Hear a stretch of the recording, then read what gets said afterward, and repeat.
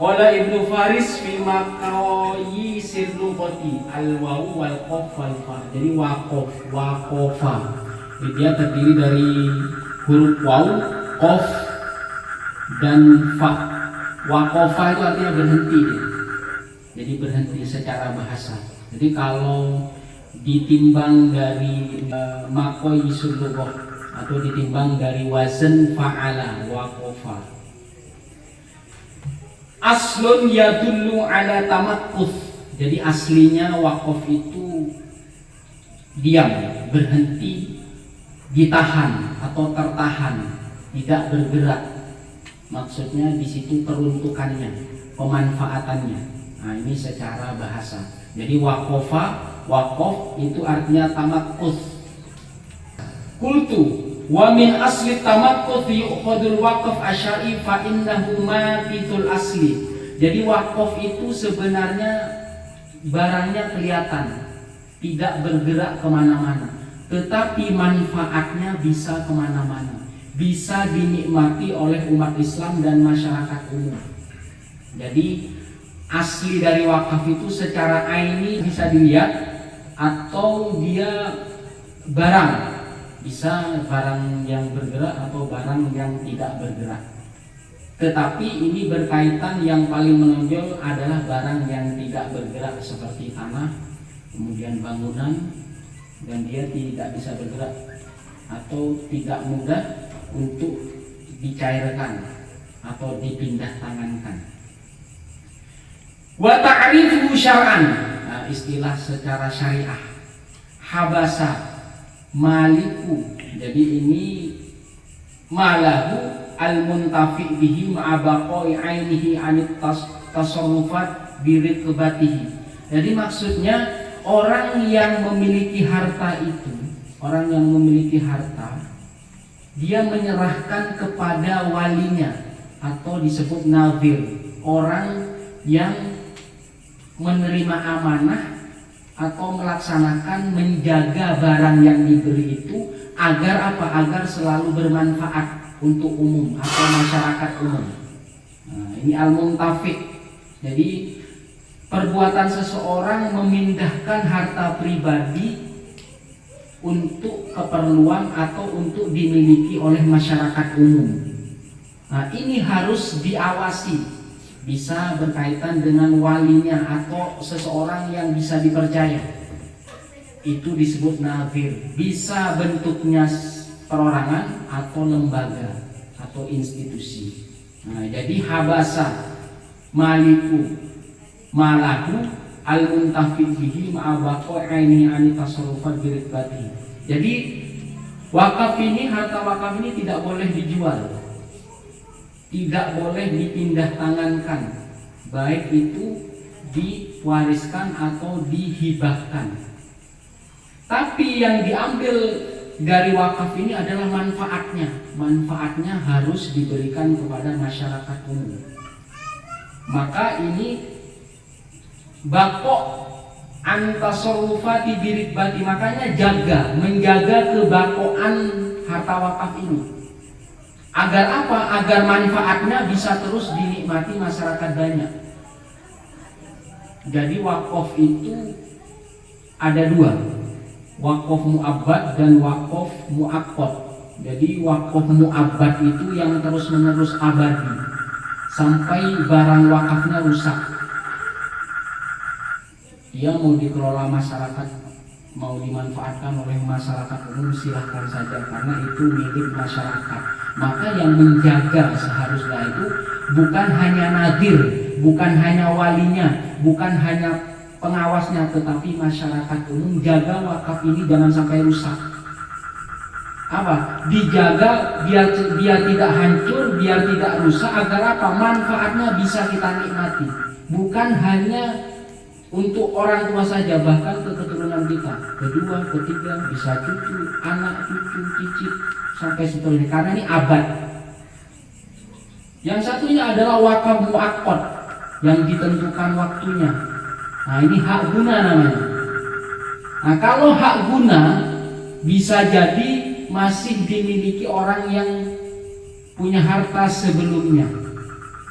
Tetapi dalam perawatan pelaksanaannya jangan diserahkan kepada masyarakat umum, harus orang yang memiliki. Ya, jadi kalau wakaf yang muakkad atau yang ditentukan waktunya itu bisa dikatakan hak guna. Berarti kalau misalkan ada sebidang tanah saja, kemudian itu mau dibikin apa, masjid atau bangunan, usahakan yang membangun itu pemiliknya, bukan masyarakat. Nah, masyarakat hanya menikmati manfaat itu, kecuali wakaf mu'abbad yang terus-menerus.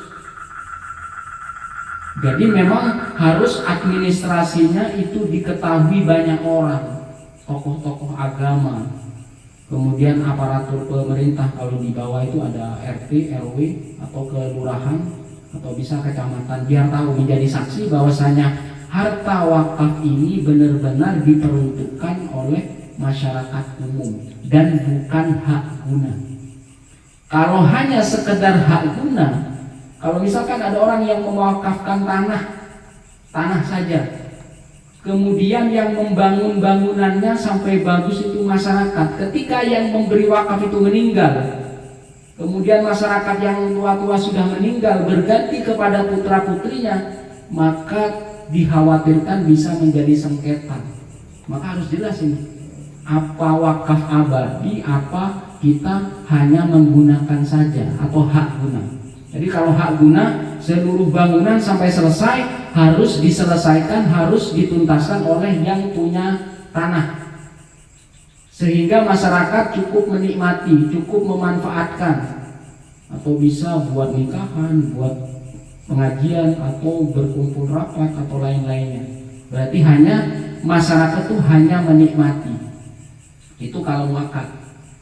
Jadi harus jelas kepemilikannya, jelas secara administrasi, jelas kemudian menurut pendapat-pendapat para tokoh masyarakat. Nah, ini harus diperhatikan sedetil-detilnya. Semuanya harus dilibatkan. Itu. Karena dikhawatirkan kalau dia akadnya wakaf hanya hak guna saja, ketika yang memiliki harta itu sudah meninggal, maka bisa dipastikan tanah itu bisa diambil lagi. Padahal bangunannya yang membangun siapa? Masyarakat banyak, dia hanya modal tanahnya saja. Nah, ini harus diperhatikan biar tidak ada permasalahan di lain waktu. Nah, ini secara takrif atau definisi syar'an. Jadi orang yang menahan atau memindahkan kepemilikannya yang bermanfaat dan itu harus dijaga harta wakafnya. Wa tasbili manfaati ala syai'in min anwa'il qurbi ibtigha wajhillahi ta'ala. Semuanya wakaf itu pemanfaatannya yang dicari satu, yaitu mencari keridhaan Allah. Bukan wakaf untuk buat diskotik, bukan wakaf untuk hal-hal yang dilarang atau mengarah kepada kejahatan atau keburukan. Ini adalah anwa'ul qurbi. Ini adalah bagian atau salah satu untuk mendekatkan diri kepada Allah. Maka pahala orang yang berwakaf ini meskipun dia mati tetap mengalir. Jadi wakaf itu sedekah yang pasti mengalir. Jadi bukan wakaf itu kan bakok itu terus-menerus barangnya ada. Yang paling bakok itu bisa tanah.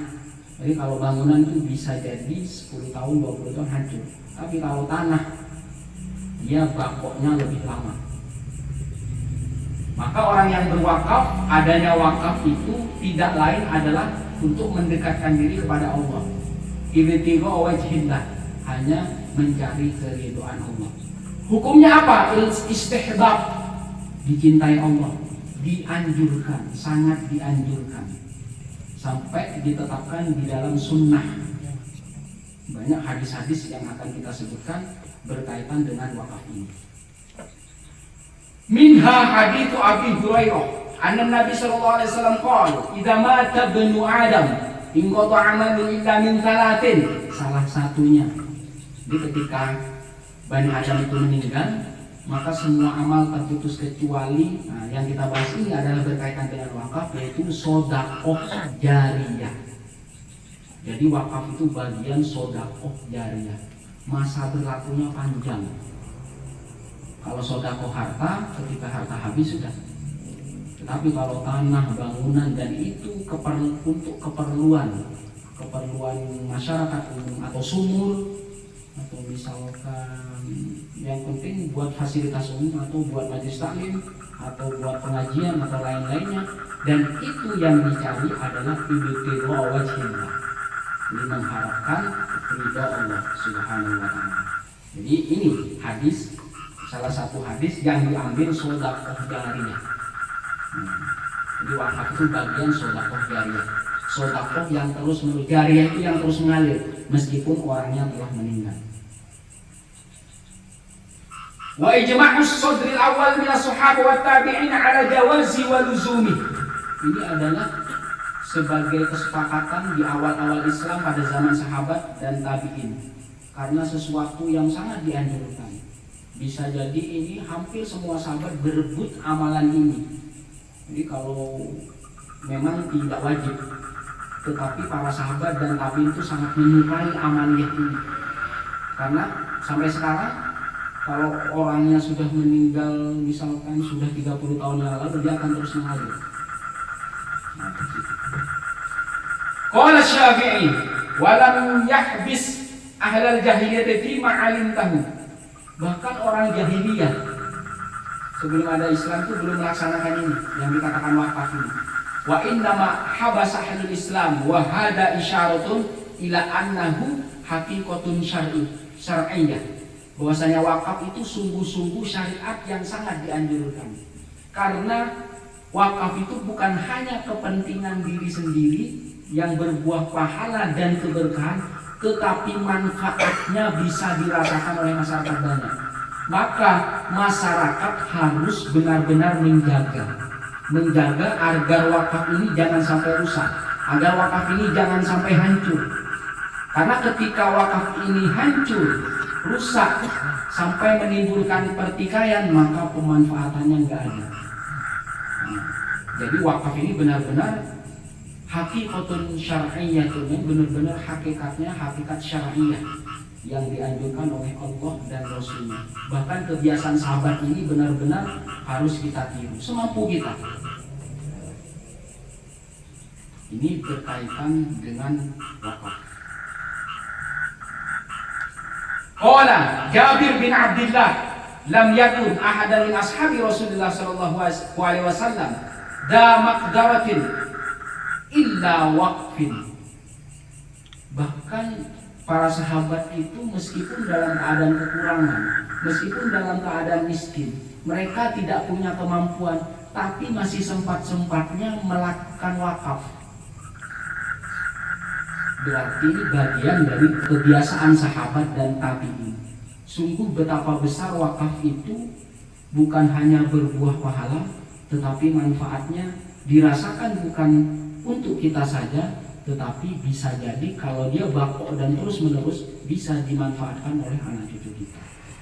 Wa bihada ya'lamu ijma'ul Qur'an al-muqaddar alaihi fala yaltafitu ila khilafin ba'dahu. Bahkan saking agungnya wakaf ini nggak ada perbedaan. Jadi tidak ada perbedaan tentang orang yang melakukan wakaf. Semuanya sepakat secara ijma'. Amma fadlu fa huwa min afdhalis shadaqat allati hatta Allah 'alaiha wa wa'ada 'alaiha bitawabil jazil li'annahu shadaqatun thabitatun da'imatun fi wujuhil khairi. Maka karunia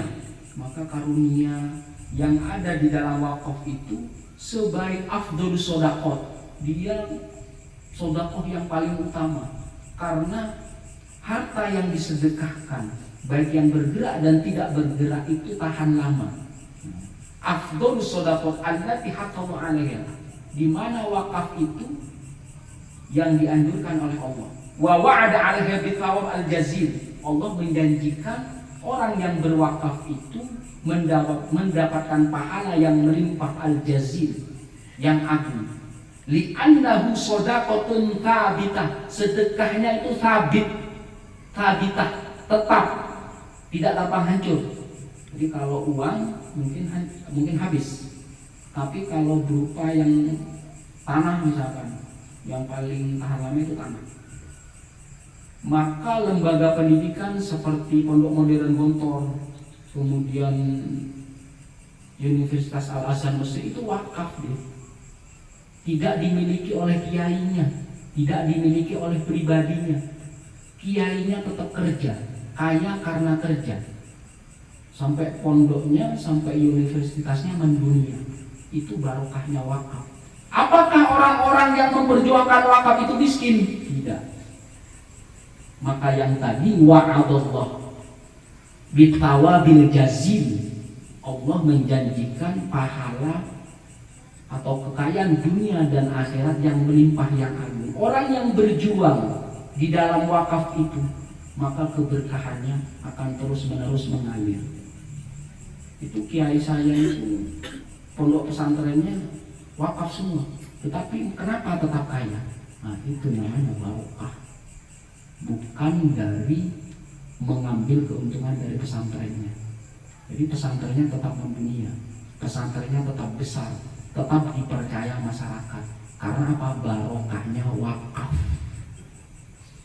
Sampai orang-orang lembaga ini punya asetnya banyak, punya tanahnya beratus hektar, perusahaannya banyak. Milik siapa?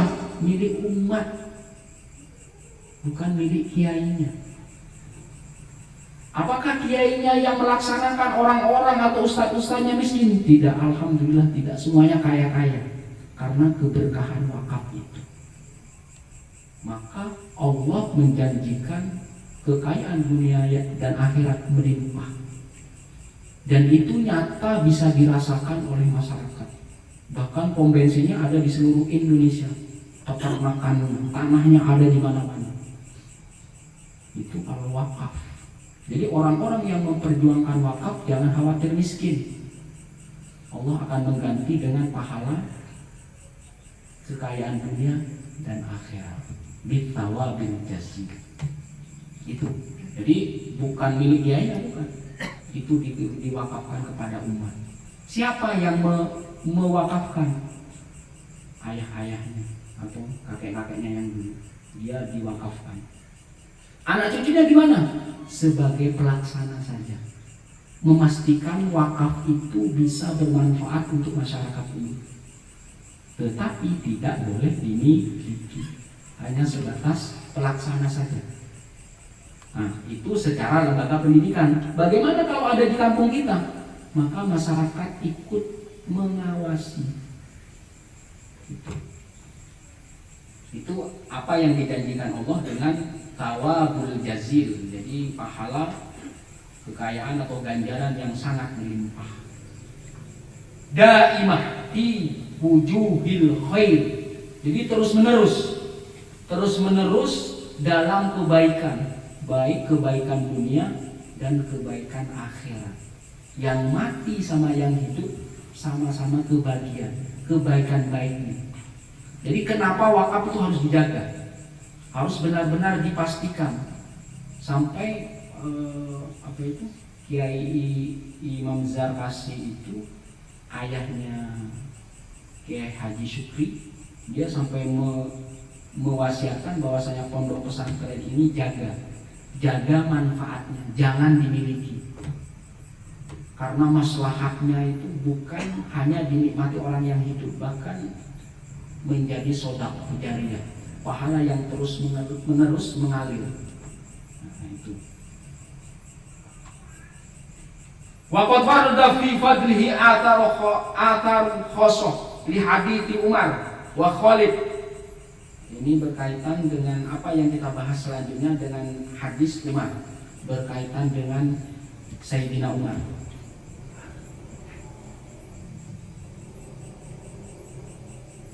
Amma ayyahduru ala auladihi wa warathahu bismil waqfi hatta la yubi'uhu aw takthuru alaihi duyun fayakifu aqalu khasyat ayyuba li ashabil hukuk.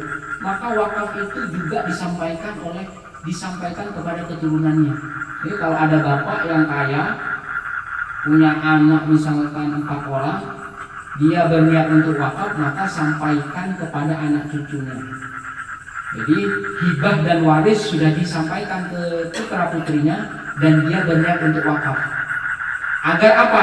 Agar harta wakaf itu tidak diklaim oleh anak cucunya, tidak dijual, tidak dihibahkan. Itu harus diketahui oleh anak cucunya. Biar apa? Biar harta wakaf itu bisa berguna dan pahalanya bisa mengalir bagi pemberi wakaf, dan juga manfaatnya bisa dinikmati oleh masyarakat umum. Gitu. Jadi kalau orang kaya misalkan jangan asal memberi secara sembunyi. Jadi anak cucu harus tahu, anak cucunya harus tahu, ikut atau bisa dihadirkan dalam proses pemberian wakaf. Karena syarat wakaf itu yang pertama adalah al-wakif, orang yang memberi wakaf. Kemudian harta yang diwakafkan yang kedua. Kemudian yang ketiga adalah orang, perorangan atau lembaga yang diserahkan untuk mengelola wakaf, bukan dimiliki. Kemudian yang keempat sigoh. Sigoh itu seperti ijab kabul, bahwasanya orang yang mewakafkan ini mewakafkan harta atau tanah atau barang bergerak atau tidak bergerak untuk kepentingan ini, untuk kepentingan itu harus jelas sigohnya. Maka ini harus disaksikan oleh perangkat pemerintah atau tokoh masyarakat, harus jelas. Jadi keturunannya harus tahu. Jadi kalau keturunannya tidak tahu, bisa jadi apa jadi rebutan, bisa jadi disangkanya bukan harta wakaf, disangkanya harta warisan. Maka harus jelas. Jadi harus jelas, harus disampaikan kepada putrinya. Syukur misalkan ketika terjadi proses wakaf harus dihadirkan semua putra putrinya. Jadi ketika sudah meninggal dia tenang, sudah tidak ada sengketa, tinggal panen pahala.